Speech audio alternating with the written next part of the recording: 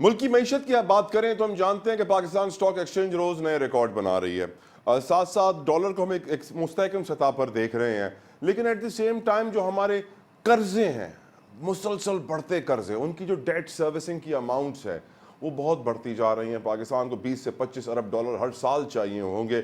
پاکستان کی معاشی مسائل حل نہ ہوئے تو نہ سیاسی مسائل حل ہوں گے، نہ معاشرتی مسائل حل ہوں گے۔ اکانومی سے سب چیزیں کنیکٹڈ ہیں۔ ڈسکشن کرنے کے لیے میرے ساتھ ماہر معاشیات ڈاکٹر خاقان نجیب موجود ہیں، شہباز علی ملک صاحب میرے ساتھ کراچی اسٹوڈیو میں موجود ہیں۔ خاقان نجیب صاحب، thank you so very much for your time sir. یہ بتائیے پاکستان کا معاشی مستقبل آپ کیسا دیکھ رہے ہیں، کنسیڈرنگ یہ جو ڈیٹ پیمنٹس ہماری آ رہی ہیں اور کہا جا رہا ہے اگلا آئی ایم ایف کا پروگرام اس آئی ایم ایف کے پروگرام سے زیادہ سخت ہوگا، ایک ایسے ماحول میں جہاں ایف بی آر کے اپنے 10,000 ملازمین نان فائلرز ہیں، بات کی جاتی ہے ٹیکس نیٹ بڑھانے کی، آوے کا آوا ہی بگڑا ہوا ہے سر، کیا ہم سیدھی راہ پر چلیں گے؟ آپ کچھ روشنی ڈالیے ڈاکٹر خاقان۔ بسم اللہ الرحمن الرحیم۔ طلحہ دیکھیے، اس میں کوئی شک کی گنجائش نہیں ہے کہ in the short run I M F کا جو پروگرام ہوا ابھی جو ہم نے کیا، اس سے کچھ تھوڑی سی انیشل سٹیبلٹی جو ہے وہ ملک میں دکھائی دے رہی ہے۔ اس کی وجہ سے جو کراچی سٹاک ایکسچینج ہے وہ بہت ہی نیچے کی سطح پہ چلا گیا تھا۔ یہ بھی یاد رکھیے کہ وہ بہت چیپ ویلیوز ٹریڈ ہو رہی تھیں۔ کیوں؟ کیونکہ وہ ڈیفالٹ لیول کو سمجھ کر مئی میں جب ایسے حالات بن گئے، زر مبادلہ کے ذخائر 4 ارب ڈالر سے گر گئے تو وہ ٹریڈ کر رہا تھا۔ تو ذرا سی بھی جو اس میں انجیکشن آف فنڈز ہے، ذرا سی بھی انجیکشن آف کانفیڈنس ہے، اس نے اس کو پروپیل کر دیا ہے by 50%۔ Good luck to the 300,000 people جو اس وقت ایک ایوریج سا میں ایک نمبر دے رہا ہوں جو 3-3.5 لاکھ وہاں پہ اس وقت انویسٹر ہے۔ Good luck to them for making money after a long time. Pakistan میں چونکہ آپ نے تھوڑا سا اسمگلنگ کو، ہورڈنگ کو، افغان ٹرانزٹ ٹریڈ کو اور ڈی ڈالرائزیشن کو تھوڑا سا آپ نے اس کو پش کیا کہ ان کو بھی ہم ایز اے اسٹیٹ دیں تو اس کا بھی ایک اچھا امپیکٹ آیا۔ ان دو چیزوں کو آپ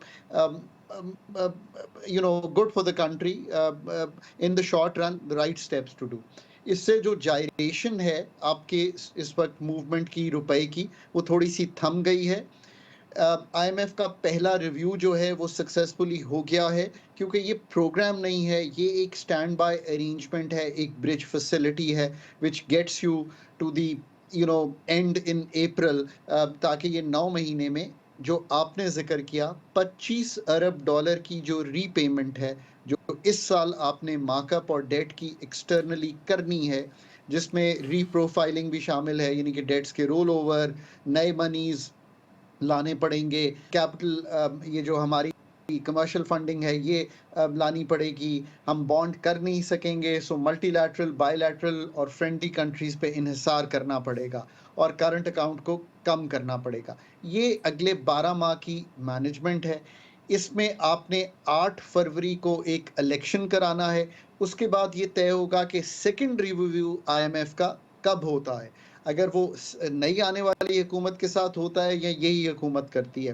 بٹ چونکہ یہ ایک ارینجمنٹ ہے، یہ آپ کو کیا کرتا ہے، پرائسز کو بڑھا کر آپ کے خسارے انرجی سیکٹر میں کچھ سنبھالنے کی کوشش کرتا ہے، کچھ ٹیکسز لگا کر آپ کا جو فسکل کا خسارہ ہے اس کو کچھ سنبھالنے کی کوشش کرتا ہے، ڈی ویلیویشن جو آپ نے بہت سی دیکھی، یعنی کہ تھوڑا سا مارکیٹ بیسڈ ایکسچینج ریٹ کو مینج کر کے امپورٹس کو سنبھالنے کی کوشش کرتا ہے۔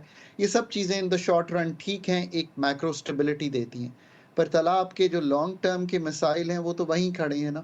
انرجی سیکٹر میرا 500 سے 900 ارب روپے کا اس سال خسارہ کرے گا۔ میرا فسکل مالیاتی خسارہ جو ہے اگر 7.5% تو کہیں 7.5-8 ہزار ارب ہوگا۔ میرا پی آئی اے تو اب بھی 100 سے 150 ارب کا اس سال خسارہ کرے گا۔ پاکستان ریلوے بھی میرا 70 ارب کا خسارہ کرے گا۔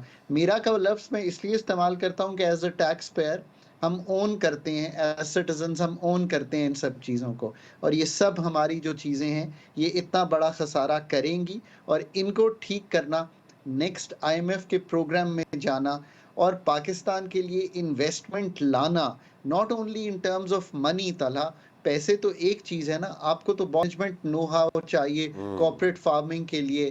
ریکوڈنگ میں ہم تو جا کے نہیں نکال سکتے mines and minerals, mines and minerals اتنے صدیوں سے ہم نے کیوں نہیں نکالی، اتنے دہائیوں سے تو پاکستان ہمارے پاس ہے، ہم کیوں نہیں اس علاقے میں نکال سکے، جبکہ آسٹریلیا بجٹ سرپلس کرتا ہے اپنا ہر سال ٹریڈ کا، सरप्लस करता है। क्यों करता है? क्योंकि दुनिया को एलएनजी भी बेचता है, कॉपर भी बेचता है, मैग्नीशियम भी बेचता है, जिंक भी बेचता है, गोल्ड भी बेचता है। आपके पास भी ये ज़खायर मौजूद हैं, तो आपको बैरिक गोल्ड या बीएचपी बिलिटन या रियो या फॉर्टिस्क्यू मेटल्स जो राइट, दुनिया की कंपनीज हैं उनको लाना पड़ेगा। राइट, ये एक आई थिंक जायज़ा है पाकिस्तान का। राइट डॉक्टर साहब। मैं अब यही सवाल शहबाज अली मलिक साहब के सामने रखता हूँ। शहबाज साहब, आपका पॉपुलर ग्रुप माशाल्लाह से cement, sugar, energy, fabric, spinning, fibre, food, plastic, technologies, engineering, petroleum, कुछ छोड़ा तो नहीं आपने।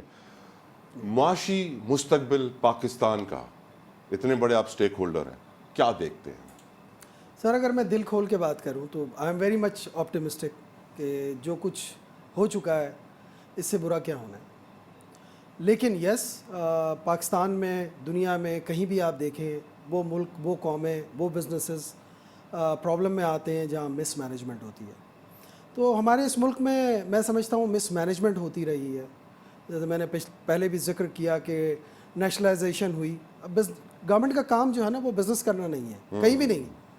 लेकिन पाकिस्तान गवर्नमेंट जो है वो चाहती है कि वो बिज़नेस करे, और हमने उसका हाल देखा कि इस वक्त पीआईए जो है वो 700 750 बिलियन, और इसी तरह रेलवे, इसी तरह और बहुत सारे इदारे, डिस्कोज और न जाने कितने hundreds of billions of rupees Pakistan के हर साल गटर में जाते हैं।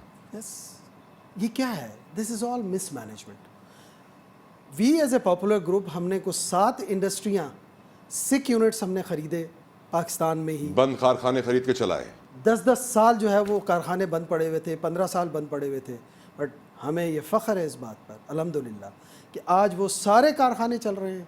हज़ारों मज़दूर, हज़ारों ख़ानदान उसमें आज भी उसके साथ कनेक्टेड हैं और पल रहे हैं और चीज़ें चल रही हैं। क्या किया हमने? क्या ऐसा हमने काम किया? बस हमने थोड़ा सा ये किया कि नेक नीयती से उसकी मैनेजमेंट की। तो management, governance is the importance in every field, हर जगह। ठीक, अगर हम चाहें तो सब चीज़ें ठीक हो सकती हैं। बिल्कुल आप सही कह रहे हैं। नियतों का थोड़ा प्रॉब्लम मुझे नज़र आता है। अगर आप जिस तरह बता रहे हैं कि बंद कारखाने आप चला सकते हैं, तो यकीनन बंद मईशत को भी पाकिस्तानी चला सकते हैं। मौका चाहिए। Doctor Khaqan Najeeb, I would thank you sir. मेरे पास वक्त कम है, नहीं तो मैं आपसे मजीद गुफ्तगू करता। आपने अपना कीमती वक्त हमारे लिए निकाला। मैं अब डिस्कस करना चाह रहा हूँ भारत के मकरूफ फेल को, जो मकबूजा जम्मू कश्मीर के साथ जुल्म जारी है, जो स्पेशल स्टेटस 1947 में उनको दिया गया था कानून के तहत, वो 2019 में मोदी हुकूमत ने छीन लिया था। जो आज भारतीय सुप्रीम कोर्ट का फैसला आया है, जिसे मुतासिबाना फैसला कहा जा रहा है, उस फैसले में उस स्पेशल स्टेटस को बहाल रखा है। यकीनन बहुत एक अफसोसनाक खबर है। गुफ्तगू करेंगे। हमारे साथ मौजूद हैं सीनियर हुर्रियत रहनुमा शेख मतीन साहब ने हमें ज्वाइन किया इस्लामाबाद स्टूडियो में। Thank you so very much Sheikh साहब, आपने अपना कीमती वक्त हमारे लिए निकाला। सर, अब पहले तो जब स्पेशल स्टेटस था तो मकबूजा जम्मू कश्मीर का अपना झंडा था, अपना कॉन्स्टिट्यूशन था, दाखिला, खारजा, मवासलात के अलावा जितने भी मामलात थे खुद मैनेज होते थे वहाँ के पार्लियामेंट के थ्रू। लेकिन अब 2019 से ये ख़त्म हो गया है कि यकीनन बहुत बड़ा जुल्म है। आप सर इसे कैसे देखते हैं आज के फैसले को, शेख मतीन साहब? देखिए, आज का जो ये फैसला आया है भारत की सुप्रीम यानी जुडिशरी ने जो दिया है, तो पहले तो हम इस फैसले को बिल्कुल रद्द करते हैं। दूसरी बात हमारे जहन में होनी चाहिए कि मकबूजा कश्मीर में ऑक्यूपेशन है। जहाँ पे ऑक्यूपेशन होती है वहाँ लेजिस्लेशन भी कर सकते हैं आप, वहाँ थ्रू जुडिशरी भी आप कोई भी चीज़ कर सकते हैं। अब जहाँ तक इसका ताल्लुक है जो आर्टिकल 370 है या 35A है, पहले तो हमें ये भी जहन में रखना चाहिए ये कोई न्यामुल बदल नहीं हो सकता है अक़वाम मुत्तहिदा की करारदादों का, क्योंकि कश्मीर का जो ये मसला है ये भारत का कोई अंदरूनी मसला नहीं है। कश्मीर का ये जो मसला है ये भारत और कश्मीरी अवाम का मसला नहीं है, न ये मसला सिर्फ भारत और पाकिस्तान के दरमियान है, बल्कि ये एक बैनुल अक़वामी मसला है। और आप खुद देख लीजिए इस मसले को अगर कोई लेके गया है वो कौन गया है, वो खुद भारत गया है। और इस हवाले से अक़वाम मुत्तहिदा की सलामती कौंसिल की 18 करारदादें भी पास हुई है। इसलिए जो आज ये जुडिशरी का फैसला आया है, हम जो आज़ादी पसंद लोग हैं, तहरीक पसंद लोग हैं, ہمیں پہلے ہی پتا تھا فیصلہ بھی کیا ہوگا. اس کی بنیادی وجہ یہ ہے جج بھی ان کے اپنی ہے, یعنی عدالتیں بھی ان کی اپنی ہیں, اور ہم جو مقبوضہ کشمیر کے جو عوام ہیں, مقبوضہ کشمیر کے جو لوگ ہیں جو استصواب رائے کی جدوجہد کر رہے ہیں, جو حق خود ارادت کی جدوجہد کر رہے ہیں, بھارت اس حق کو سلب کرنے کے لیے جو ہے طاقت استعمال کر رہا ہے. اس لیے ہم نے دیکھا کہ مقبوضہ کشمیر میں جہاں پہ ریاستی دہشت گردی بھی ہوتی ہے, جہاں پہ اکنامیکل دہشت گردی بھی ہوتی ہے, اس کے ساتھ ساتھ جو ہم فیس کر رہے ہیں مقبوضہ کشمیر کے عوام, وہ جوڈیشل دہشت گردی بھی ہے. اور آج بھارت کے سپریم کورٹ نے یہ سامنے رکھا ہے جو ان کا فیصلہ آیا ہے کہ وہ جو ہے وہ ڈسکرمنیشن, یعنی وہ جو ہے یک طرفہ اس کا فیصلہ ہوتا ہے, اور جو وہ ان کا فیصلہ ہے, کیونکہ وہ لوگ جو یہ ابھی بھی سمجھتے ہیں کہ ہمیں جوڈیشری پہ, بھارت پہ یعنی یہ ناز ہے, یا وہ یہ سمجھتے ہیں کہ وہ انصاف کا فیصلہ لیں گے, یعنی میری مراد وہ لوگ ہیں جن کو ہم کٹ پتلی لوگ کہتے ہیں, جن کو بھارت کے سیکولرزم یا ڈیموکریسی پہ وہ سمجھتے کہ شاید یہ بہتر ہے. آج اس فیصلے نے واضح کر دیا ہے کہ یہ جو بھارت کا فیصلہ آیا ہے یہ بی جے پی اور بھارت یعنی عدلیہ کا گٹھ جوڑ ہے. یہ پہلے ہی مینیج ہوا تھا, اس کا اسکرپٹ جو ہے پہلے ہی طے ہوا ہے. اس لیے ہم کشمیری جو ہے ہم پہلے بھی کہتے ہیں 370 آرٹیکل اور 35A ہمارا مسئلہ نہیں ہے, ہمارا مسئلہ جو ہے حق خود ارادت کا ہے. یقیناً آپ نے واضح ہمیں سمجھا دیا جوڈیشل دہشت گردی ہے. ایک اور ورڈ جو شیخ صاحب استعمال ہو رہا ہے انڈین بھارتی میڈیا میں, وہ ہے کانسٹیٹیوشنل فراڈ, کہ یہ ایک آئینی فراڈ کیا گیا ہے جو سارا معاملہ ہے. آپ اگری کریں گے سر, کیا یہ کانسٹیٹیوشنل فراڈ ہے؟ دیکھیں, پہلے ہمیں دیکھنا ہے کہ یہ جو 370 آرٹیکل اور 35A ہے یہ کس نے دیا ہے کشمیری عوام کو.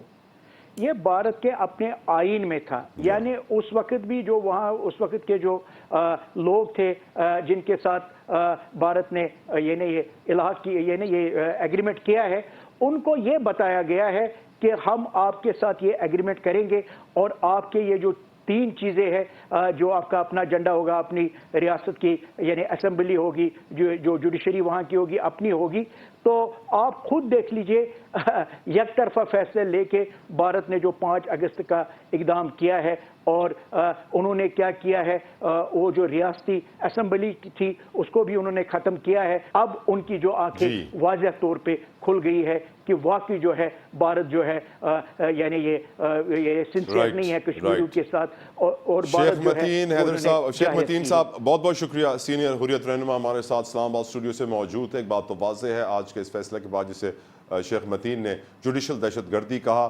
واضح ہے کہ بھارت کا مکروہ کالا, مودی کا گندا بدبودار چہرہ مزید دنیا کے سامنے بے نقاب ہو رہا ہے ہر پلیٹ فارم پر. ایک بریک لیتے ہیں, بریک کے بعد ڈسکس کریں گے اپنے سپاہ سالار کو. چیف آف آرمی اسٹاف امریکہ کے دورے پر روانہ ہو چکے ہیں, اور ان کی جو کاوشیں, جو محنت ہے, وہ کس قدر امپورٹنٹ ہے پاکستان کے مستقبل کے لیے, اور کتنے کم وقت میں انہوں نے کیا کیا اچیو کیا ہے, بتائیں گے آپ کو اس بریک کے بعد.